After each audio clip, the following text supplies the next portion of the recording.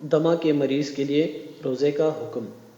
سوال: کیا فرماتے ہیں علماء دین اس مسئلے کے بارے میں کہ میری عمر تقریباً 75 سال ہے، اسلامی عبادات، نماز، روزہ، زکوٰۃ اور حج کی پوری پابندی کرتا ہوں، تقریباً 15 سال سے زکام کے بعد دمہ نے مستقل مریض بنا دیا۔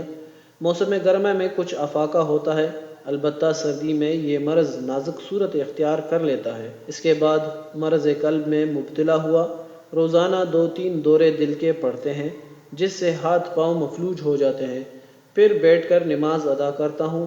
اس سال دوروں کی زیادتی اور مرض کی شدت کی وجہ سے ڈاکٹروں نے چلنے پھرنے اور روزہ رکھنے سے منع کیا ہے۔ چونکہ رمضان قریب ہے، دل چاہتا ہے کہ روزے رکھوں اور ختم میں شرکت کروں، لیکن صحت اجازت نہیں دیتی۔ اب میرے لیے شرعاً کیا حکم ہے؟